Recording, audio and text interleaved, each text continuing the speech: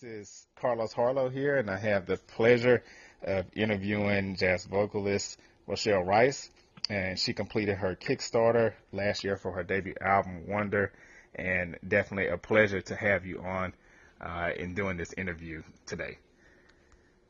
Thanks for having me. Oh, you're welcome. You're welcome, definitely. Yes, and like I said, for everyone that's listening, I love this album. And the great thing about it that I like is um, I don't know a lot of deep history about jazz, but I do like jazz music. And the thing that I love about your album is that even though it's jazz, I feel like it's still accessible to everybody. And what I mean by Yeah. that is, I feel like it's still, hints of like maybe like R&B in there. I felt a little bit of gospel on some of the songs, and it's just great. So you all need to pick this up. Wonder, if you do not have it, make sure you go get this album, and promise you, you will not be disappointed. I've played it straight through, top to bottom.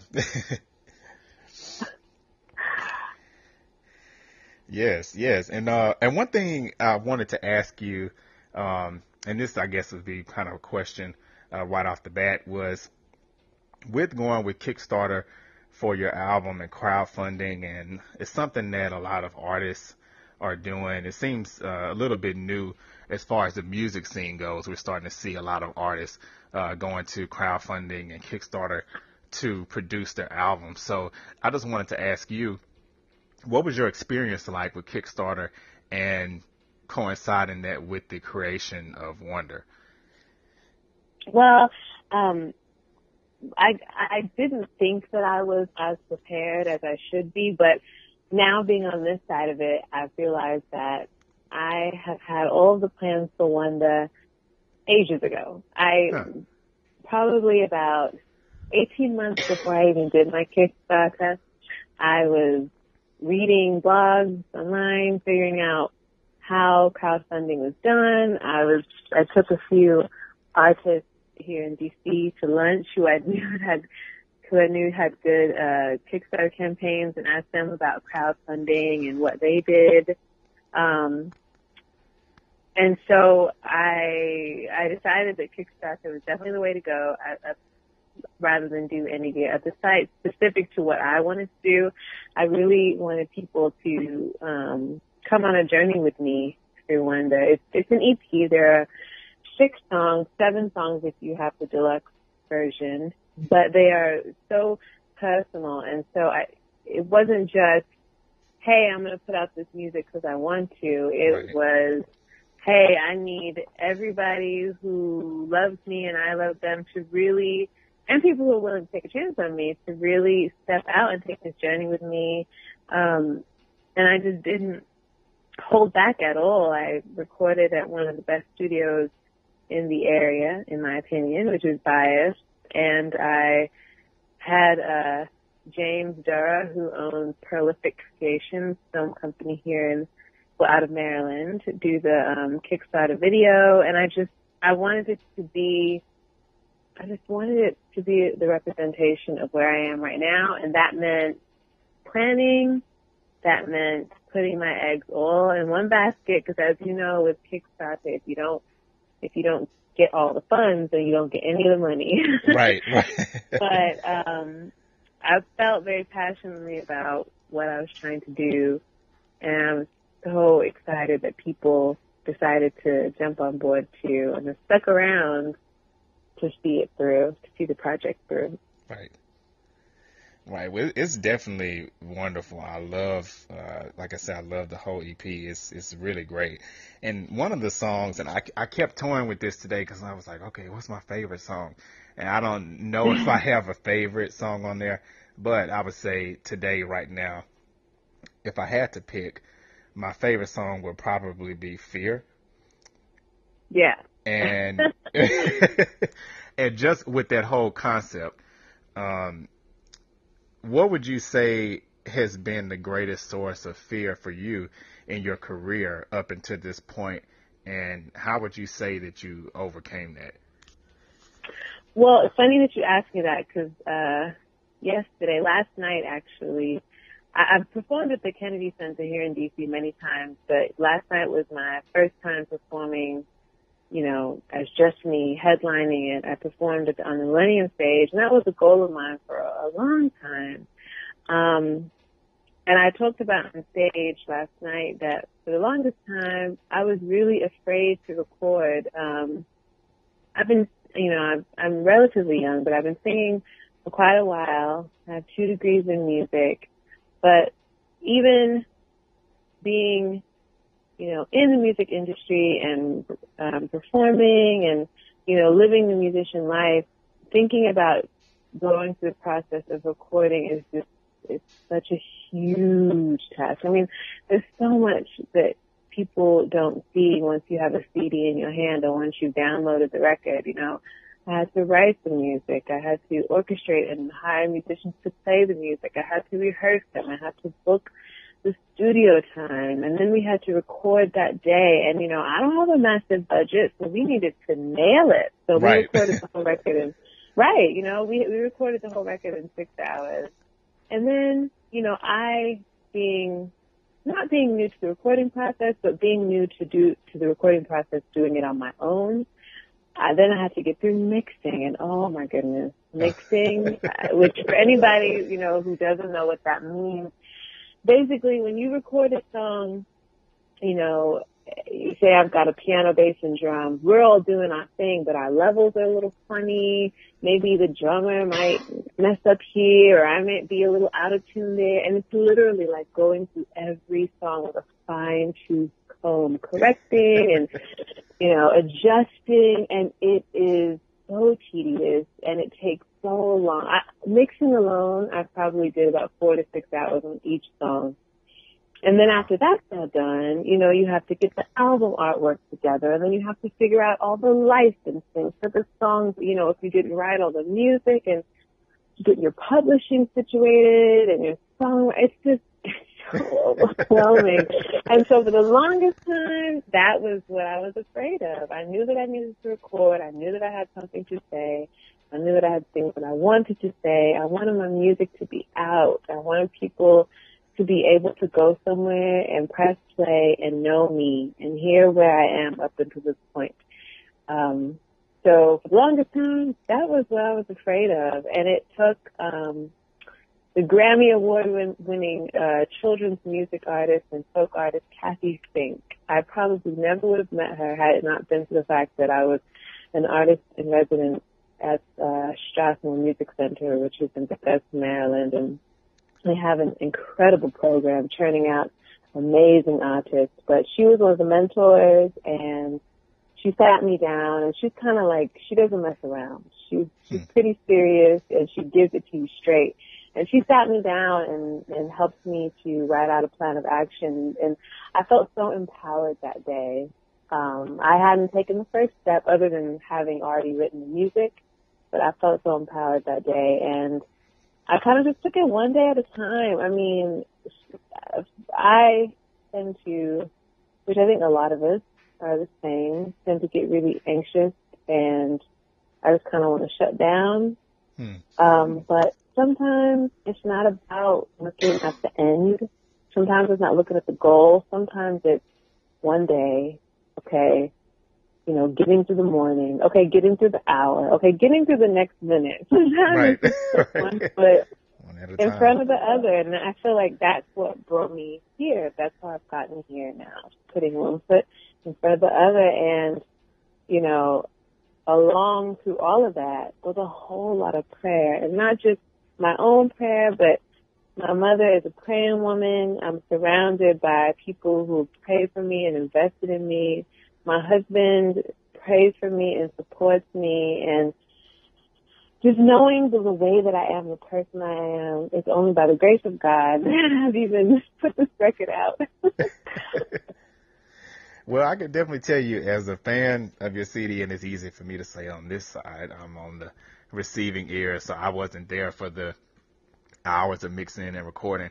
But I would say, yeah, you have nothing to be afraid about, because this CD is amazing. And it's the weird thing about it to me was that, and I guess this goes into your experience too, for you have been a singer for so long, but it doesn't sound like this is your debut EP at all. I mean, it Thanks. sounds so polished, and it's amazing. I love it. I was listening to it at work, and then it's kind of soothing too, because somebody has said something ticked me off, and I said, let me put this CD in, so I can kind of calm down a little bit, and it helps. So That's awesome. yeah, I always pray that my music would change the world and encourage people, and that's a blessing to hear that. oh yes, definitely, definitely.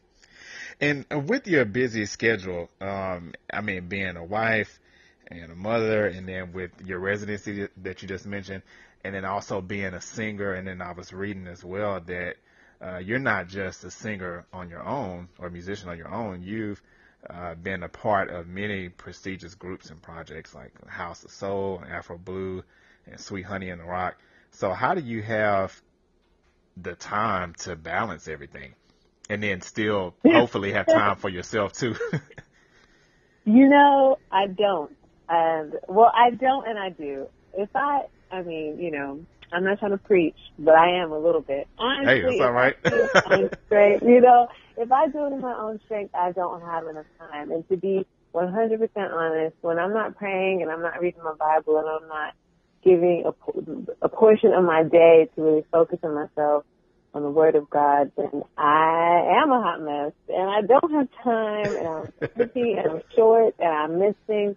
And I'm not saying that, somehow, God transforms me and I'm perfect, but it's I'm working towards it, and I do find that taking some time to pray and just get in my Bible really, really helps me to, have the grace to be able to walk in all these roles that I have. Right.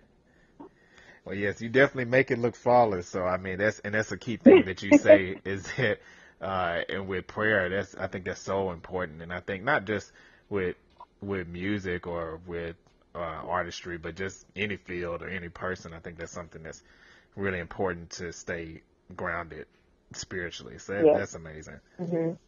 That's amazing. And what would you say? I'm always curious to hear people's opinion on this. Those who have sang with groups and then sing solo. What would you say that your group projects have prepared you for as being a solo artist and being out front and the headliner? Do you think that there are some experiences that you gained from that maybe helped groom you to this point? Yeah, definitely. So I sang with House of Soul, which is a live house music band here in DC, and I have sung and occasionally go back and sub for Afro Blue, which is out of Howard University, and then I'm also a sub for Sweet Honey in the Rock. And I've recorded with House of Soul and Afro Blue, and I think the part that the preparation that they gave me is the studio time. Standing on stage and singing and having the interaction of a live audience is a lot different from being isolated in the studio. And for some people, they like it better, just kind of being able to tune out everybody. But for me, it's a little bit of a struggle in the studio. I mean, don't get me wrong, I give all of myself in the recording, but Right. It just seems very unnatural not to have the audience sharing the experience with me. So definitely being in the studio, and then also, and this is especially true for Afro Blue, just fine-tuning my ear to be able to listen to what's going on around me and adjust in the moment in real time. Especially with jazz music, it's never the same. Somebody might voice a chord a little differently, or somebody might take a solo and you hear something that you want to repeat back to them. It's never the same, and so you have to be listening and also flexible and ready to move in the moment. Wow. Okay.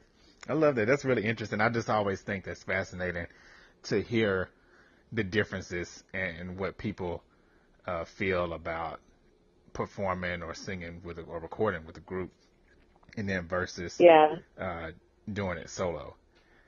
Yeah, I mean, I really enjoy my time singing with a group, but I definitely would never give up my solo singing to sing like only with a group. Right. Definitely not. The funny thing, when I listened to your CD and then I was reading or researching all of the groups that you sang with, I was thinking, dang, these people, they have to come with it. Whoever's in this group with you, because because you can really Oh, sing. listen, I'm telling you, the people, well, especially coming out of Howard University, that the Howard University music program, specifically the jazz vocal department, is absolutely amazing. Tanisha Miller, who's the director of vocal jazz there, she is phenomenal. And, I mean, the singers coming out of there, I mean, you know, I'm glad that you found me, and I'm glad you let me just scratching the surface. You got to get hip. Integrity Reeves and Christy Dashiell and Trenton Coakley. I mean, the list goes on and on. There are so many incredible musicians and who are coming out of that program and who have come out of that program. Huh. Wow. One thing I wanted to ask you too, I was reading this on your site and I thought it was a very powerful quote. And you said, one good thing about music, when it hits you, you feel no pain. So I just love that. And me as a lover of music and just listening to it, it's almost like, or at least how I feel when I'm listening to some really good music, it almost feels like you're in this fantasy world. And at that time, you know, you can't feel any pain, or you can block out all of the cares or reality of what you're dealing with outside of that. But I just wanted to get from your perspective what that quote means to you, because when I read it, I said, okay, I have to ask about that, because I thought it was so poignant of a quote. I think that's a beautiful thing that you like that quote, but I actually did not put that quote on my website. My marketing web designer put that quote on the website. And, you know, me being the person that I am, I believe that, you know, everything happens for a reason.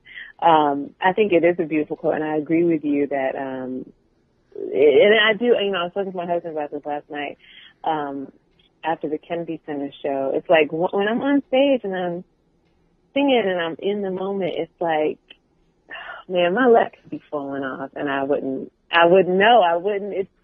It's not that I'm becoming a different person, and it's not that I'm unaware of what's happening, but I'm just so involved in the exchange between what I'm expressing and what the audience is receiving that it's almost as if you're transported to another world. And I think that that's why it's so important that artists are creating music that, you know, I'm not knocking anybody and what they choose to create, but I think it's important that we create music that feeds people and doesn't tear people down, especially when we choose to repeat a lyric over and over and over and over and over again. I mean, especially in Black music, when you repeat a song lyric, it's not just because you feel like saying it again.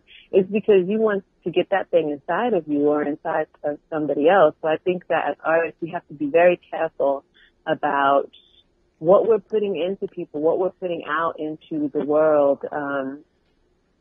And so, you know, I don't know if that quote could be true for all music right now. True. Or, I agree. Yeah. There are true. some, Yeah. you know, sometimes there's some, I mean, sad songs have their place. We need songs that express the pain and sorrow, but I think there's also a line that we have to watch that we don't cross. There's sometimes I listen to some stuff and I'm like, yo, I feel awful after listening to this. Now, and, you know, I just feel terrible. I was listening to some artists the other day, and afterwards, and it wasn't even that they were saying something necessarily terrible, but it just, I don't know, I just didn't feel right. It just didn't fit right with me, and right, you know, it's kind of put you in a bad place. Yeah, and I think, you know, we have a huge responsibility as artists to be the people that help people give words and sound to what they're feeling, and emotions that they can't necessarily express on their own. Right. So yeah, shout out to Charmaine Corey of Allegiance Branding for putting an awesome quote on my website.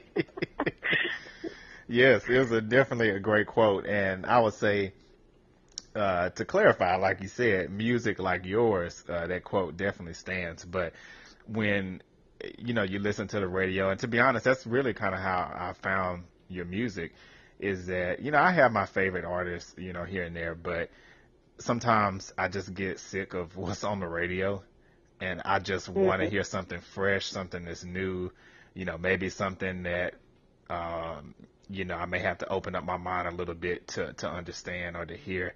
And a lot of it is not good for your mind. A lot of these songs now, I feel like they're really catchy, and some songs it's like I don't even like them, but then you find yourself like almost singing it, and it's like, woo, that's kind of scary because it's like I don't even Right. like this That's song. not an accident. That's not an accident at all. That is no Right, accident. exactly. Yeah, so yeah, there it's like the songs are clever because I guess they get the point across of, trying to market to people and make people remember the songs. But I was just talking to somebody about this the other day is that, if I look 20 years, if I put myself 20 years ahead of today and I look back and say, okay, well, what were the really timeless songs where people, like where I feel like, we can look back and say, okay, you have like Marvin Gaye or um, Michael Jackson, you have these really just classic artists and classic songs.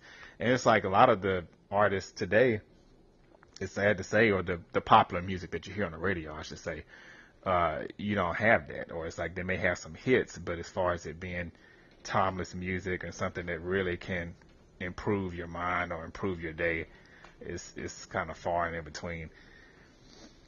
At least, well, I would agree with you, I guess, at least for, very mainstream music or the Right, same exactly, kind of right, for songs you mainstream, hear when you right. turn the radio. Hmm. I mean, I think there are artists out here who are doing it and have been doing it for a long time, putting out really great soul enriching music. Right. The Gregory Porters and the Kindred, the Family Soul, and all the artists Oh that yeah. I know personally. Right, that's right. That is true. Yes, definitely. And one thing I noticed too, as I was researching, is that you're a big advocate for social justice. So I wanted to ask this question for you. Uh, Considering the upcoming presidential election this year and just the media frenzy and chaos that's kind of surrounding it, if you were one of the presidential nominees, what would you say is a platform that you would stand behind? Oh, wow. I've never asked a question like that before. So, I'm not my little conspiracy theory side of it, so, but I think that we need reform of our healthcare system, specifically pharmaceuticals, and especially as it relates to the food that we consume. I Mm, think that here in the States and possibly across the world, we have a sick cycle of sick food going in and then medicines going in to keep us alive longer, but we're still sick, and it's just not sound to me. hmm, And I think that while healthcare is still an extremely lucrative business, it's important that we continue to be sick so that they stay where they need to be. And I think a huge part of that is because of the foods that we eat and the poisons that are allowed in this country to be put into our food. hmm. So I think I would probably start with just food, agricultural, and just the whole factory system behind food. I would probably start there Huh. I love it. initially. Wow. Hey, Rochelle Rice for president. Yeah, you have my vote. I like that. I don't know. I don't know if I'm that. Yeah, no, that's I think that's a very good point that you say that because I know for me personally, I've experienced certain things with going to the doctor and you feel like you're just a check to them. Like, okay, let me give you this Mm. medicine and this will make you feel better or it'll take away the pain, but it doesn't really get to the root cause of why you're feeling the way you are. Because I have like a herniated disc in my back, And Oh, I was goodness. talking to my doctor, and I have, knock on wood, I haven't had issues with it in like probably like 3, 4 years. Good. But he was Mm. trying to give me medication that was, I forgot which one it was, which drug he said it specifically, but he was trying to give me medication for back pain that was a head drug. It was something Oh, like wow. something for like antidepressants. And I'm like, I'm not taking that Right. because I don't know what kind of Yeah. side effects, I'm gonna have or anything like that. But it just really baffled me how quickly and easily he just suggested that, like, why wouldn't you want to take Right. this? Of course. But yeah, they don't think about the effects of the people. So that's great. I love that. Great, definitely great answer. And another question I wanted to ask you, and now this is one I will preface this. I ask this to everyone that I interview, and it's so funny because I get a different answer every time. So I expect to still get a different answer. But if you could describe your life at this point, or either as a whole, summed up in one song, and what would that song be and why? And this could be one of your Oh, songs too. It could be your song or oh, somebody else's song. man. That's a really hard question. You're probably going to have to edit this interview because I need to think a second. Hold on. That's all right. Woo! That's a hard question. Okay. Mm. Okay. So okay. So this, I don't know if you're familiar with Jacob Collier, but Oh he's yeah. like, yeah, he's an alien as far as I'm concerned. Like, how in the world? I mean, he plays everything, and it's like, it's so killing.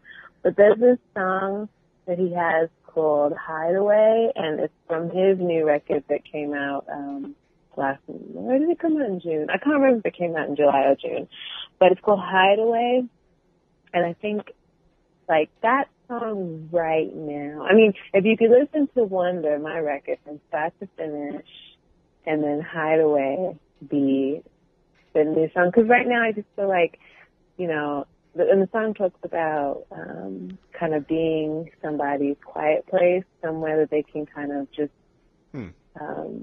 retreat to.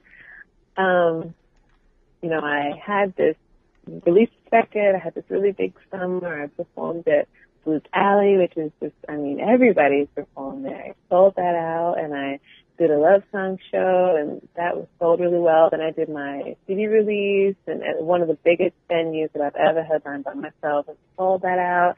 Did a North Carolina release, and just, I had such a great summer. But, I still, as we all do, I still struggle with a lot of, just issues. Just, Right. am I good enough? Am I doing this right?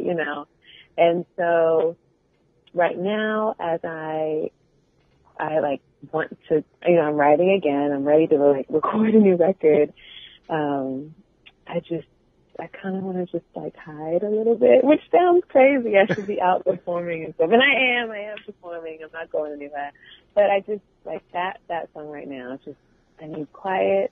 I need peace. My daughter goes back to school next week, and my schedule will be a lot different. So I'm really looking forward to just practicing and writing and just spending some time with my music and praying and just kind of like recentering, getting some new goals. I'm terrible about achieving a goal and then like not really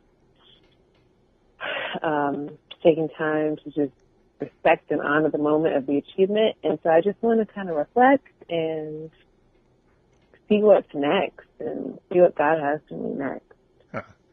Wow. Well, it's definitely exciting to hear that you are thinking of recording more music, because I would definitely be getting it. So I'll be on the lookout for that. But I understand what you're saying about being in that space where you do kind of want to withdraw. I feel the same way too. With I can't Yeah. relate necessarily on the music side, but with writing, Mm-hmm.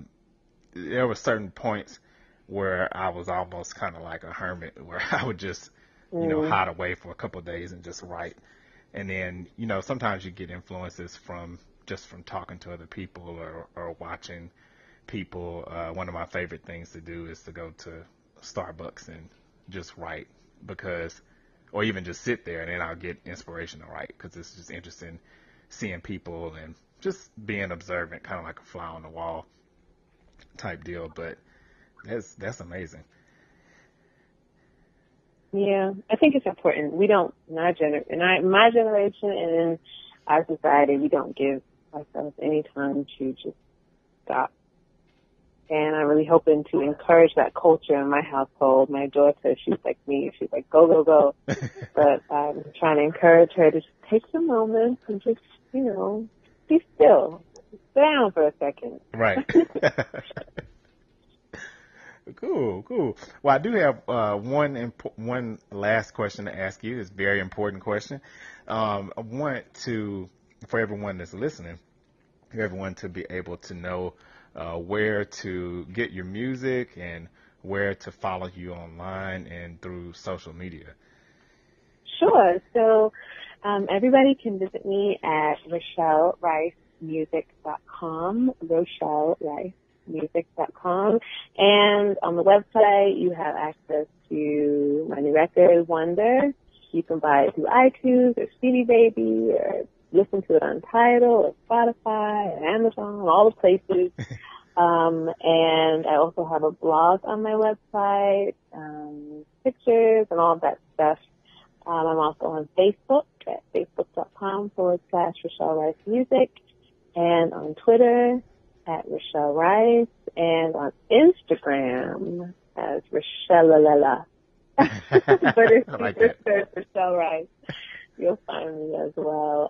Instagram is probably where I post and then share to the other social media sites the most, and that's like, aside from my website, that's probably one of the hubs for all of the goings on. But on my website, you can also see all of my social media feeds, and I hope that people will visit my website, sign up for my newsletter. I don't send out a lot of emails, maybe like 4 or 5 a year.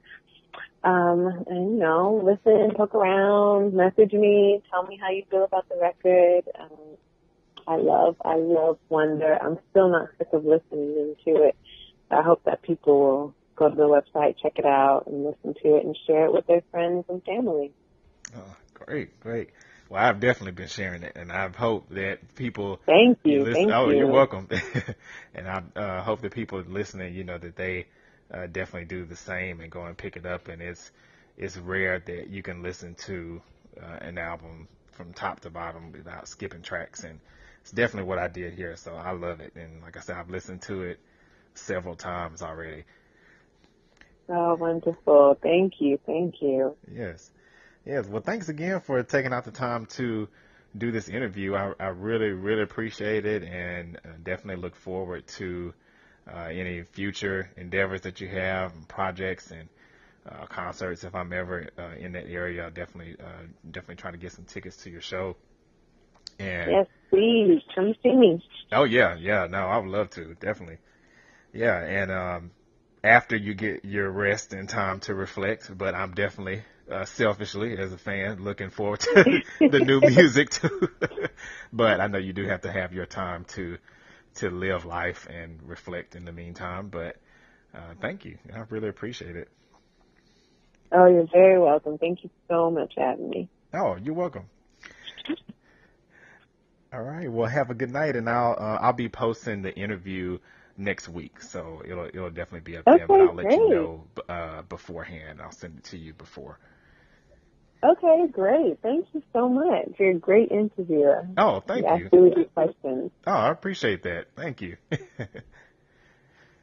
All right. Well, keep in touch. All the best. I'm looking forward to hearing and reading everything. Okay. All right. I definitely will. Thanks so much, Rochelle. You have a great night. All right. You too.